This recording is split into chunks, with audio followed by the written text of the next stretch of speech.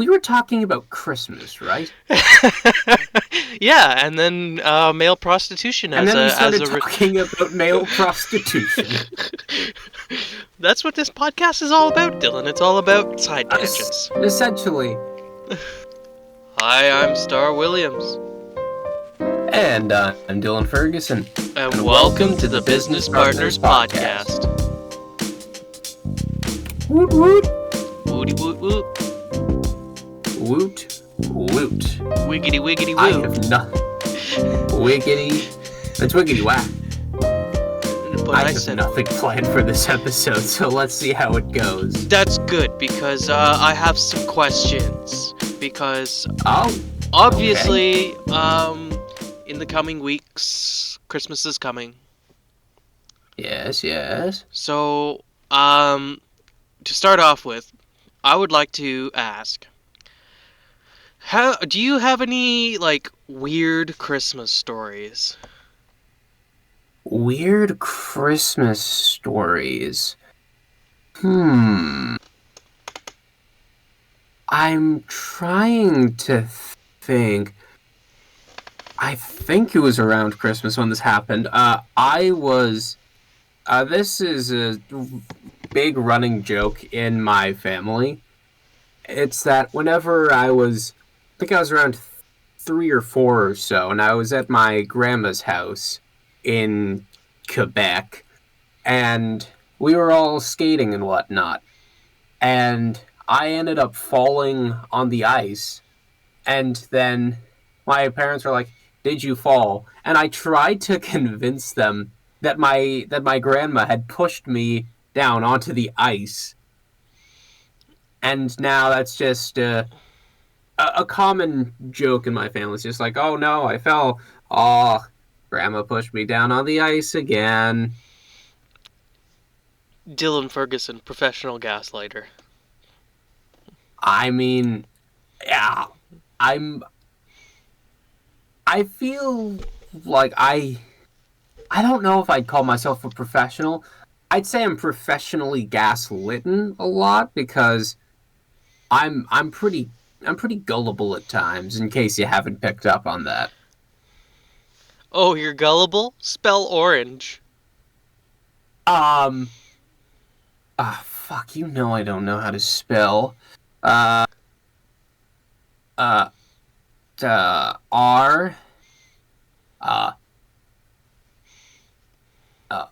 A, S, T, A. Rasta. Orange. Mr. Lover. What? Oh, we talking to my boy, Mr. Boombastic. It's fantastic. They call me Mr. Bombastic. I wonder what he's up to nowadays. Bombastic things.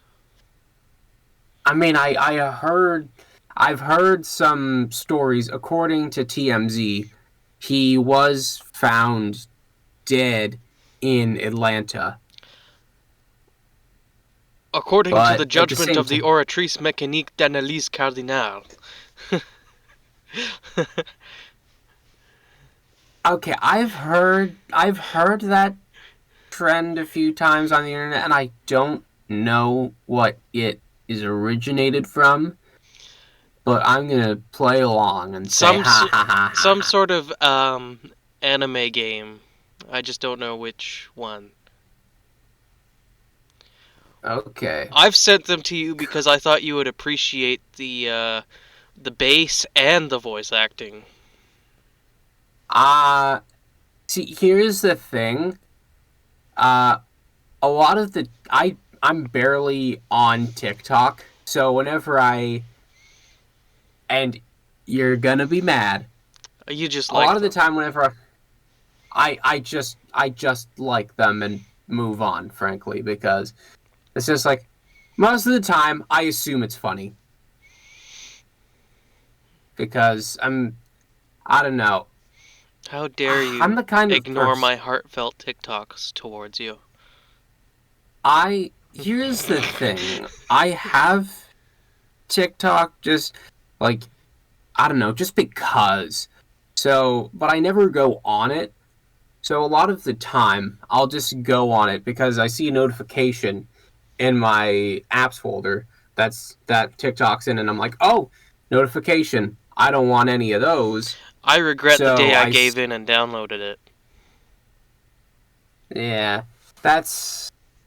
I mean, yeah, I'm on it like maybe 3 times a week for like 5 minutes each time at most. So you know how like in high school they're all teaching you like, oh, don't give in to peer pressure, don't do drugs, man. And then there was this little thing called TikTok going around, and I was like, oh, TikTok's so stupid. I don't like TikTok. Stop talking to me about TikTok. And then and then continue. Sorry. And then eventually, at around the same time as the pandemic, I was feeling really down. So like I needed some dopamine or something. So I downloaded TikTok because I heard it's got this pretty good feeling when you go on it. Okay. Yeah, and then TikTok became part of daily dose kind of thing, and I hate it. That's fair. I mean, God, I don't even remember what I did during the pandemic. Because I think that was around the time where I had just gotten my PC. So You had just gotten your politically correct. Yes. Yes, I did in fact just get my political correctness. I hated everyone until the pandemic, and now That's ironic. Explain how? Well, think about it. Like if you hated people before the pandemic, and then people were being stupid during the pandemic and you didn't hate them, that's crazy. I mean, I don't know. I feel like I definitely have some areas to improve myself in, that's for sure. Like I don't know. There's a lot of times when I'll just I'm too introverted to the point where I see someone who's just very social and I'm like, ew, get away, you know? You see, the extrovert has to adopt an introvert in order for it to work. Yeah, but I don't want to be adopted by any extroverts. And you already were in college, though. Oh, I guess so.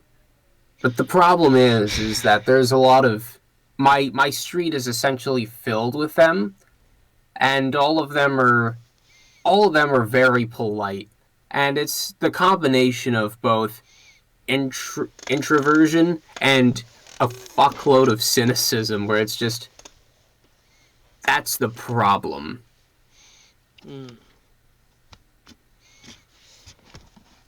Because in case you haven't noticed, I'm the cynical Dylan Ferguson. I'm the cynical Phil Ferguson. Very true, very true. Yeah. But, man. Can you believe it? Christmas. Just a week away. Woohoo! I'm excited about this information. It's not just a week away. That's crazy. Just a week. Can you believe that 2014 is going to be... When you realize 2014 is 3 weeks away. Yeah. Dude. Man. I wonder what's going to happen in 2014. Oh, man. Wow. Everybody says that everything went downhill after 2012. Like, every year after that's just been the worst year. And then I wonder if that trend's going to continue. I keep seeing a lot of people say that after 2016 everything just started to suck. And for my own reasons, I would say that is true. Just because I had some stuff that aligned with that accidentally, but even still. So Dylan stories. Yeah. No, I'm not talking about. I'm not gonna discuss this one. This one is. That's okay. Yeah, I'm either A, I'm not drunk enough to tell that story, or B, I just don't feel like it because that's not stuff I want to put out there. All right, big man, time to get you drunk. No, I'm kidding. Nah.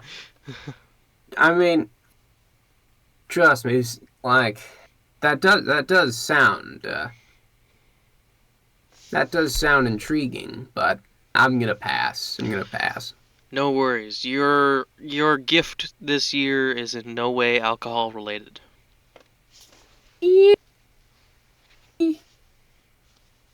And I say this year because this is the first year where I'm giving gifts to college friends.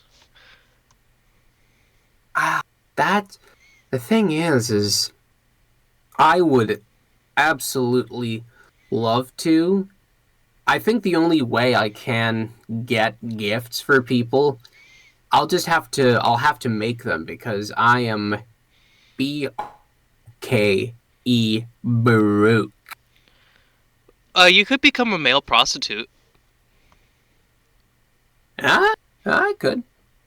I had one of my friends say that I could be a male stripper, and I took that as a compliment because he was like, "Dude, how the fuck are you?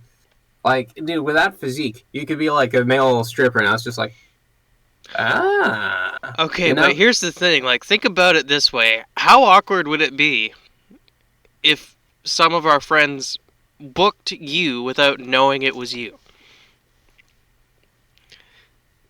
Oh. Yeah, that would be weird. It's just that's a moment where you realize you're in the midlife crisis, and it's just, oh, by devil, what have I done? What have I done? And it's like it's like that one Family Guy cutaway where the wolf like does the cockle doodle doo. I saw that clip literally yesterday. See, now you know what I'm talking about. And now I've become so, oh, I'm down on myself. I'm gonna become a prostitute. Hey, Phil, I don't know what to say. Cock-a-doodle-doo! Did you just play it? No. Okay. Because that sounded... Never mind. We were talking about Christmas, right? Yeah, and then male prostitution and then we started talking about male prostitution. That's what this podcast is all about, Dylan. It's all about side tangents. Essentially. Man. I have another funny Christmas story. This one, I believe, was from either last year or 2 years back. So I was at my grandma's house, and a bunch of my cousins were over, and my mom and my aunt were making the gravy, and they were helping my grandma with her recipe because there was a lot of stuff to do. My grandma leaves for 1 second, and the gravy is immediately foxed. It looks more like it's just I don't know how to describe it, but it was not. It was too solid to be gravy, right? Oh, so they made a brownie instead. Essentially, a brownie made of gravy. which that sounds vile. And then my It sounds dad like and a my Frenchman's uncle were like, dream. honestly, that is probably some form of cuisine somewhere. I feel like I would make that by accident because I am not a good cook. I am a pretty shit cook. Oh, don't worry, I'll be your housewife, BBG. Aw, thanks, baby girl. Yeah. How good of a cook are you? How good of a cook are you? I mean, I don't mean to toot my own horn, but I have made a cooking video before. Ah, You see, my cooking predates Fiona's cooking show, so I see, I see. I don't want to say I'm So, better, but I'm better. oh my. Whoo. You know how we'll do this? Cooking show. And by cooking show, I mean like, like Master Chef style, you know? Or maybe not, more in the style of Hell's Kitchen, you know? It's just one on just one on one. Raw! And Where's the then lamb sauce? it's fucking rotten, my man. Okay? Like, so hear me out on this. 1v1, and then after that, all of all the you have a bunch of people at a restaurant, and then they have to be like, oh fuck, this is the red team is good, but the blue team is even better, and it's just like, what, like that kind of stuff. When I have my own place to call home, the content train is gonna be a rollin'. And then you're gonna make your own version of Hell's Kitchen. No, I'm gonna do this 1v1. Okay. So it'll be more like I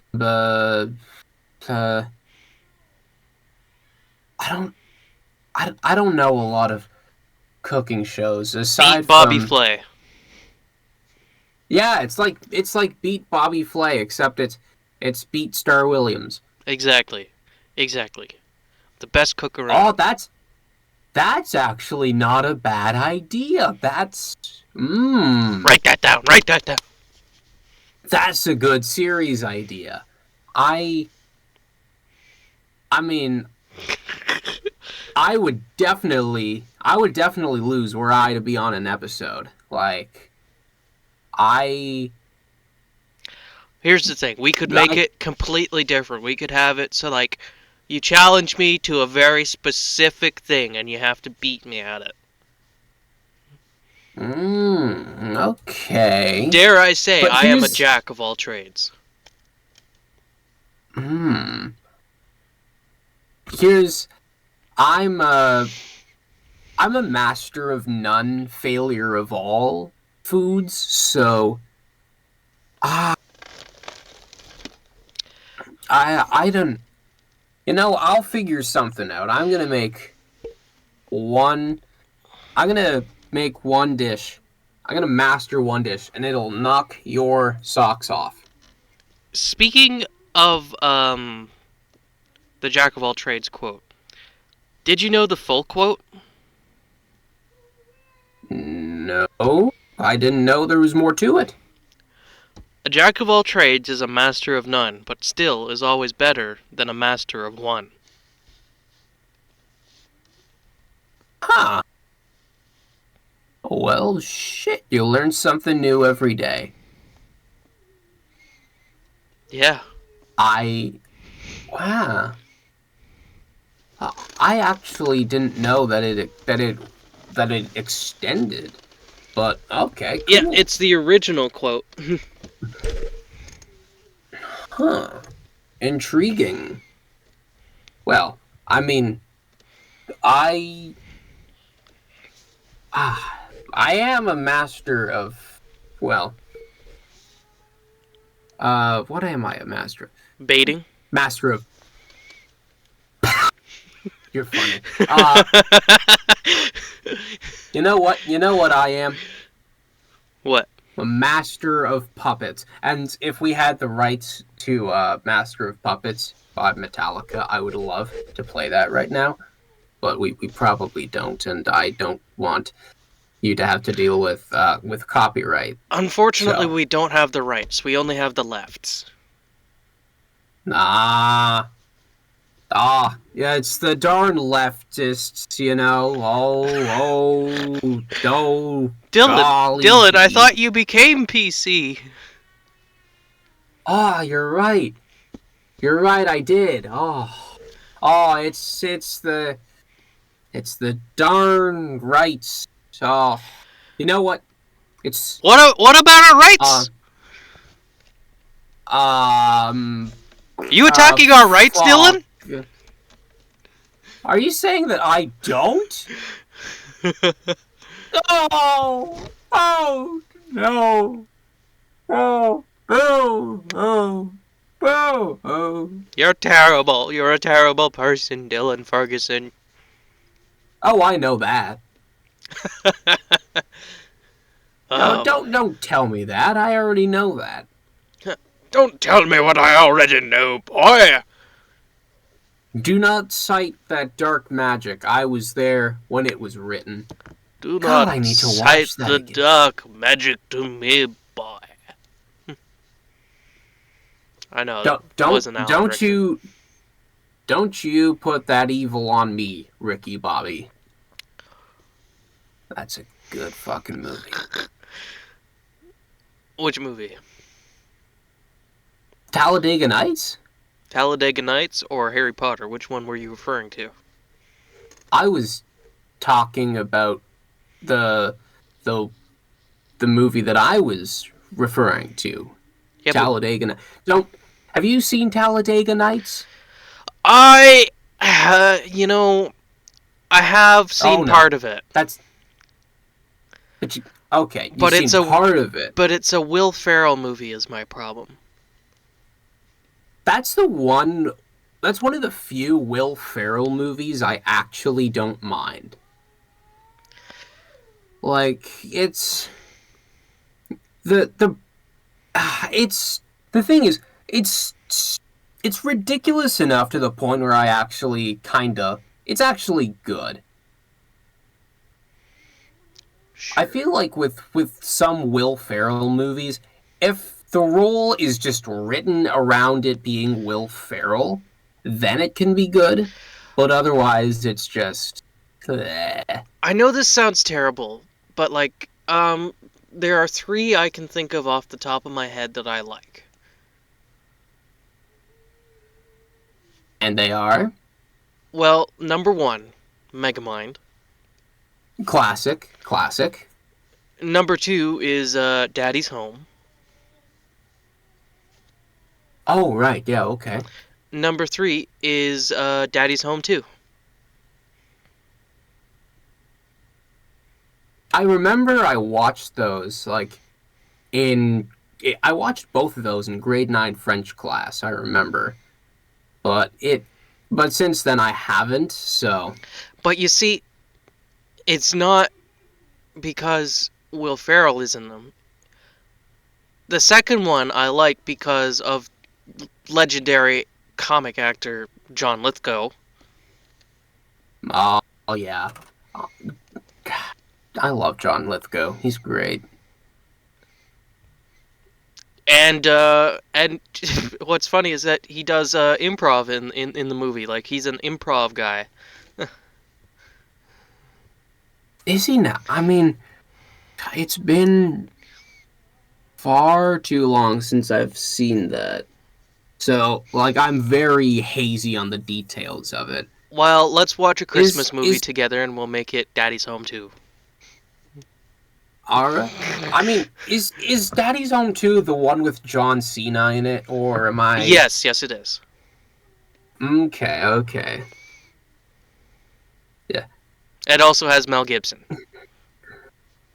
Ooh, okay. and And doesn't it have Mark Wahlberg too, or am I Mark imagining Wahlberg things? is in both of them because he's the original dad Yeah, in the first. He's the first Daddy's Home. yeah.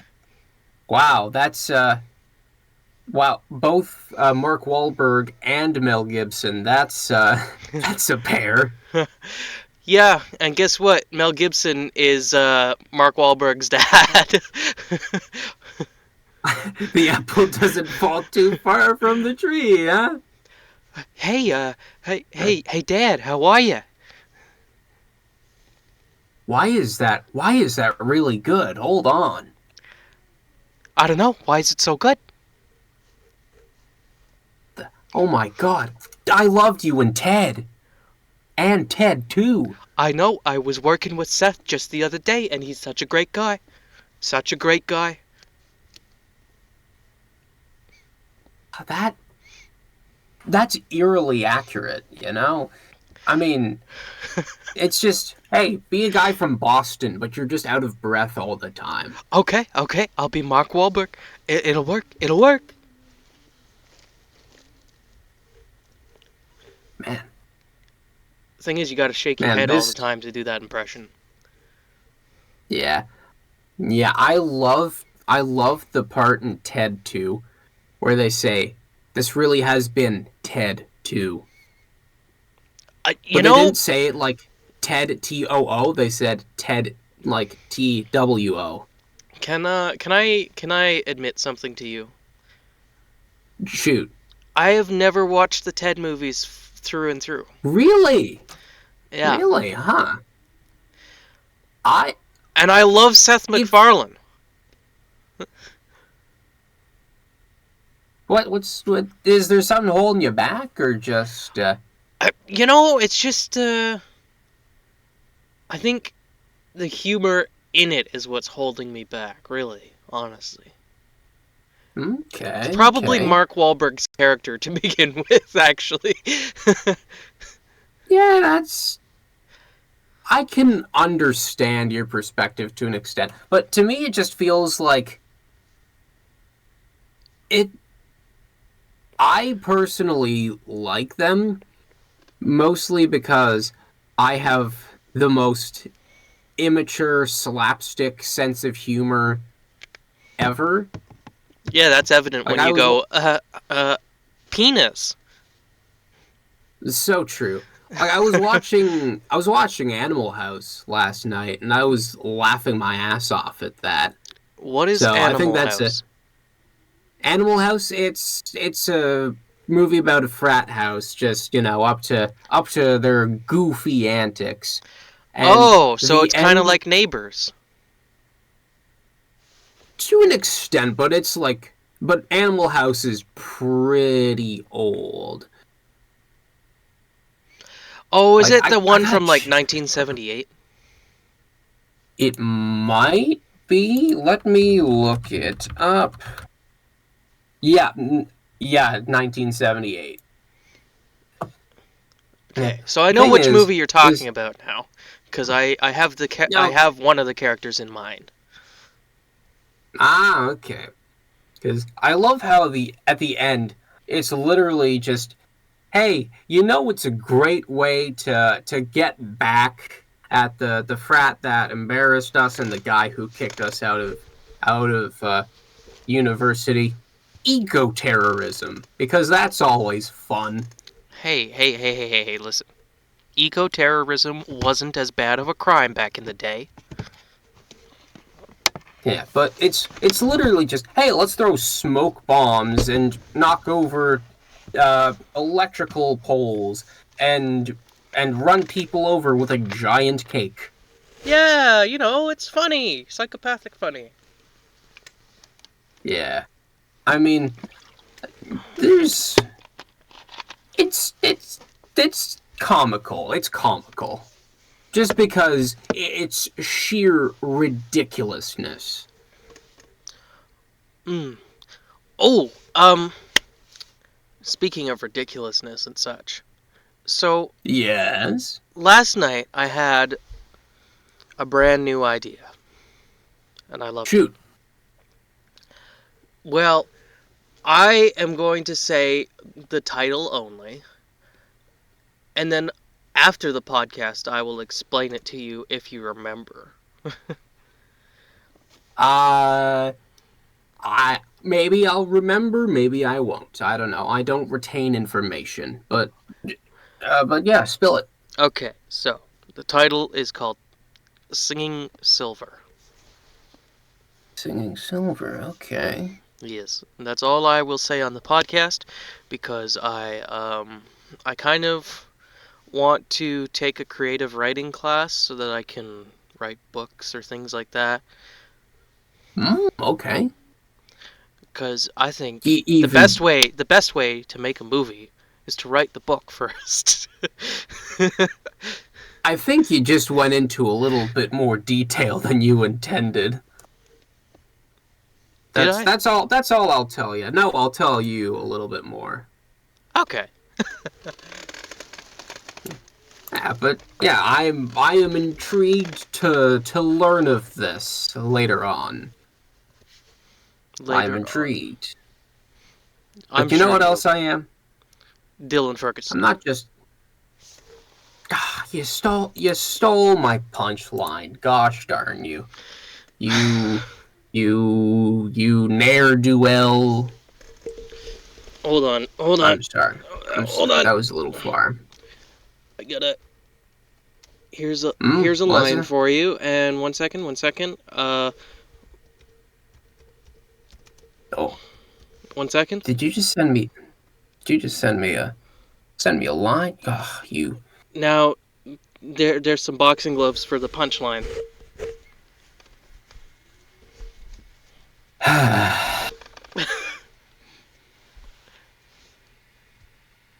You can't tell right now, but you can probably hear the facepalm through my mic. I thought you liked my jokes. That one was, I mean, yeah, but that one was painful. You're gonna make me cry. Oh God, are you gonna bust out that stupid book of animal puns? I don't know where it is. Yes! Oh, there is a God. I am safe. Man. It's like Ice Cube once said, today is a good day. Today is a good day. Man. Anytime I put on that song, it is a good day. Well, it's meant to be that way. Precisely. Wait. I just remembered something. What did you just remember? So, the day we're filming this, November 13th, right? Yes. And as you recall a certain green fellow saying, look for the Gummy Bear album in stores on November 13th. Oh. Yeah, we have to look for it now. We have to look for it. We have to find the Gummy Bear album. We have to go and find the vinyl Gummy Bear album. Do you think one actually exists? Probably out of gummy bears. It's probably an edible album. That's an idea. I mean... Well, you'd have to make it out of things like licorice to make it, like, the same rigidity as the vinyl. Yeah. Yeah, I mean, there's weird edible things out there. An edible vinyl shouldn't be too hard to make. That actually sounds like a really good business venture. And that's why we're the business partners. God, we are so smart. Indeed we are. And by we, I mean the Nintendo console from 2006, the Wii. The Wii is very intelligent. You probably just didn't Like, hear that, but I did the Wii Sports whistle. oh, okay. I did not hear that. But what Yeah, I Discord like, likes to mute those kinds of things. well, fuck Discord. But let Don't me, say that. What happens if we can't record anymore? you know what? Let it happen. Let it happen. We have had bad luck all the bloody time. It's still plugged in, right? Yes, I see It's it. I it's see the still lovely glowing green thingies. So we're plugged in. good. Good. I want to make sure. I want to make sure. But I I love the Wii. Every morning I will check Me News, I will check the weather app on the Wii. You still I do will that? check I will check Wii Vote. I I I I love the Wii. If you were younger than the Wii, I entirely disregard your opinion. Well, You know what? do you consider the Wii U a part of this equation? No. No. Because the Wii U was a commercial failure. Okay, no. Well, listen. Think the Wii U was very important because it is a stepping stone between the Wii and the Switch. It is literally the Yes, prototype but Switch. yes, however, without the context of the Switch, because unless you're a bloody prophet and can see into the future and say, "Oh yeah, the Nintendo is going to make a better version of this in 2017," you're not gonna know that. And it was just bad marketing all around. Like, Think about this for a second. Just think about this. Isn't it entirely possible that if it were a commercial success, that the Nintendo Switch would actually be called the Wii U Plus or Wii U Switch? because that would be a stupid name. That's the thing with the Wii U is that it's just a it like the name is funny, but it's not a good name for a console. I actually liked the Wii U. The thing is I liked the Wii U, but I'm not gonna say that it's leaps and bounds above other consoles. Well, no, it's not. It's a Wii that came with an extra U. Yeah. I mean, like it was a decent concept. The concept was good, but Nintendo just butchered it in every sense of the word. Like, eek. And plus, we would have never gotten any good jokes out of it. Like, you ever seen the one with the ambulance? Where it's like, Yeah, Wii U, Wii U, yeah. Wii U, Wii U. And yeah, I mean, do you think this is a Game Boy? Let me switch things. Let me bring out my switchblade. This ain't your grandma's Virtual Boy. We shall see. If we want to talk about bad consoles, let's talk about the Virtual Boy. It was ahead of its time, and it was too stationary to be any good. Man, that's it's so funny, The Virtual Boy, it's just such it's VR except fucking horrible, and I love it. Yeah, it's literally just a red screen that you put in front of your eyes. And then after you take it off, you just vomit profusely. That's so funny. You know what? What?